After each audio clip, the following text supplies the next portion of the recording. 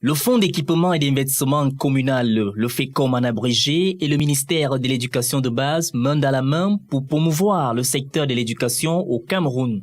La signature de convention de partenariat de ce jour vient confirmer les bonnes relations qui existent entre ces deux entités. Aujourd'hui, en formalisant toutes ces activités qui ont été faites et ont été très appréciées par les populations camerounaises, nous donnons un nouvel élan à notre collaboration.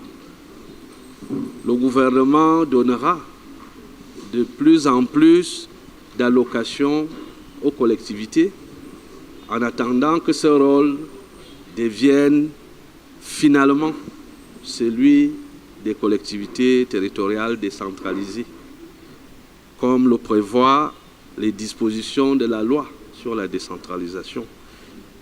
Nous profitons de l'occasion qui nous est donnée par cette signature de convention pour remercier l'institution FECOM et tous ceux qui sont passés des années durant dans cette institution et qui ont travaillé dans le secteur éducatif. L'apport du FECOM étant très importante avec une kyrielle d'actions menées au sein du ministère de l'Éducation de base. Avec ce nouveau partenariat, le FECOM aura désormais les mains libres avec la mise en exécution du processus de décentralisation. La convention que nous venons de signer aujourd'hui, donc entre le FECOM et le ministère et le ministre de l'Éducation de base, a une très grande importance parce que le FECOM vient d'être réorganisé et dans le cadre de nos missions, le texte qui nous réorganise précise très bien que les actions que nous devons mener doivent se faire avec les administrations concernées. Alors, l'éducation de base est un secteur véritablement très important qui draine 14% des financements du FECOM.